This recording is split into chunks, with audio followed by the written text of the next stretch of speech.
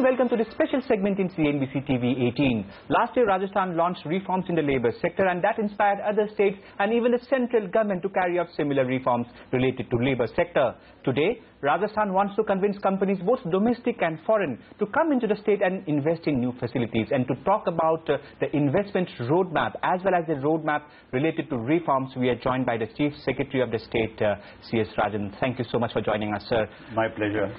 Let me start by asking you about one of the basic ingredients related to investments, and that is regarding land. The process regarding a central land legislation that is in a limbo, but the new idea that has now been floated is that states can go ahead and carry forward their own changes related to the Land Act. Will Rajasthan carry out changes to its Land Acquisition Act? Just to update you, actually Rajasthan was the first state which had suggested on the lines of the amendments that were carried out to various labour legislation.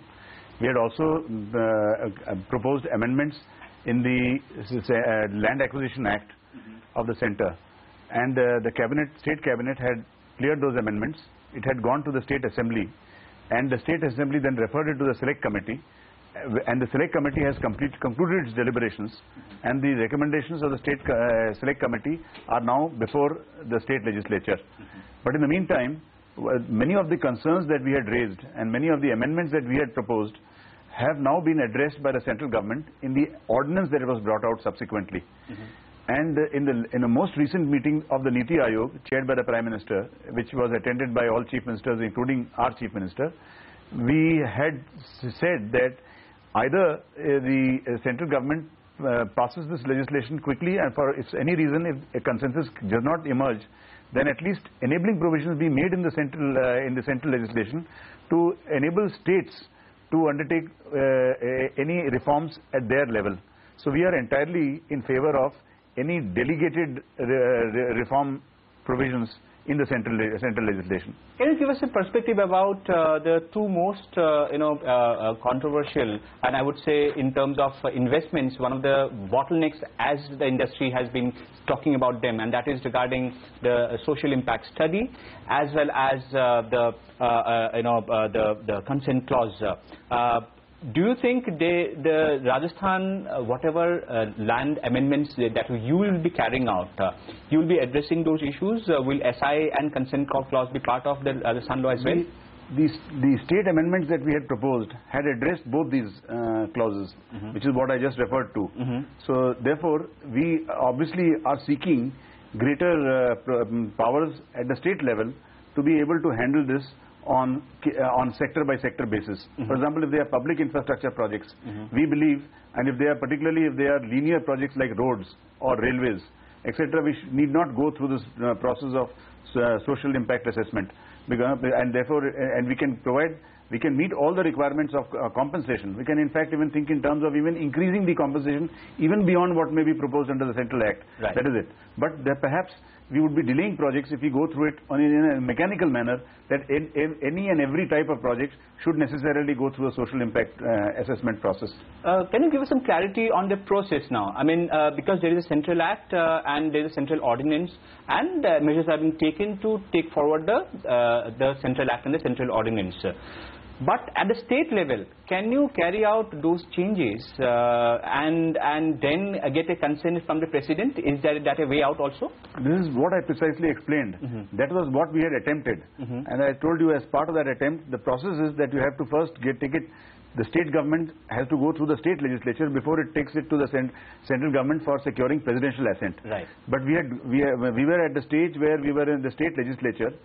At that point of time, the central government brought in an ordinance which addressed the concerns that we had raised through the state bill. Right. And the state bill. Now that those concerns have been addressed, perhaps of course this is now in the domain of the state legislature, but perhaps that the state amendments that we were proposing may now no longer be required. Right. More so if the central government were to make enabling provisions in the central legislation. But if it doesn't come, I mean, if the central government says, then Rajasthan can go ahead and... We can, because that is currently with the state legislature, and that we can take it forward for securing presidential assent. Right. Also, if you can give us an idea about the kind of land that RICO has in your land bank, if you can give us an idea on that. RICO is the industrial catalyst, and it has about 325 industrial estates across the state.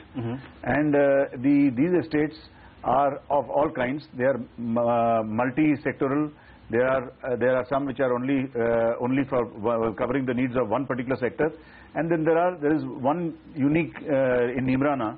We have the first country-specific the country-specific economic zone. Yeah, I'll come to that. I'll come to that because Japanese and the South Koreans are interested in that industrial zone. But in terms of the land bank that you have, what kind of for resurgent Rajasthan, we are targeting a 10,000 acre land bank, and that is basically across the state for government lands wherever they are available.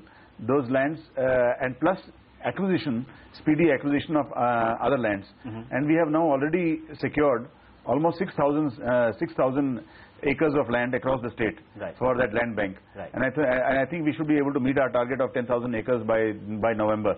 So we will have a large land bank at our disposal to be able to meet the requirements of industry in any part of the state. Right. Rajasthan was one of the first states, and perhaps the first state to launch labor reforms, which in fact inspired even the central government to carry forward reforms in that sector. But the feedback is that, and this is from surveys which were carried out by industry bodies, that while you carried out those reforms, up to 70% of the industry within Rajasthan may not be aware of those reform measures that you took in the labor-related issues. Can you give us a sense of what has happened after those reforms were carried out, and how has the industry adopted to those labor reforms? Actually, there has been a huge spurt in investments over the last 1 year. No, but it would be unfair to attribute this huge spurt only to labor reforms. I mean, it is very difficult to establish a clear relationship between a reform and investments. But I believe that the extensive labor reforms that have been carried out have been a major contributor in the spurt in investments that we have seen in the past 7-8 months and leading up to resurgent Rajasthan. And this tempo, if it is maintained, if this momentum is maintained, we should, I think, secure the levels of investment which are unprecedented, at least in the context of Rajasthan. So what is the kind of investments that are in the pipeline as far as Rajasthan is concerned? See, the investments have come across number of sectors. We have in terms of automotives, now Rajasthan is emerging in North India as a major hub for the automotive sector. We have Honda 4-wheelers, we have Honda 2-wheelers, we have Hero, we have JCB now, which is we have tractor groups. We have and the auto component manufacturers. That is, and especially because most of the manufacturing activity in North India is centered in the NCAR region, in Gurgaon, in Noida, etc. So therefore, because of our proximity to the NCAR region, in fact, the district of Alwar and Bharatpur are actually districts which form part of the NCAR region, and the city of Jaipur and Kota are actually counter-magnet cities. So this area is, because of its proximity to Delhi, because it's also falling on the DMIC corridor, therefore there has been a huge interest, and we are actually in the industrial areas that we are developing, they are getting saturated in no time, and actually, so therefore there is more and more demand for land for setting up of industry in the automotive, in ESDM, in textiles, in ceramics, etc. We have developed 2 more economic zones, one for the Japanese and one for the Koreans, both in an area called Gilot, which is near Nimrana, and both have been opened. And in fact, we have already signed the first MOUs for both the zones with some Japanese and Korean investors. So, how much investments do you expect in those new? They have just been opened. So I think they are early days. So therefore, it would be I wouldn't be able to put a figure on it as of now. On that note, we will take a short break. Stay tuned.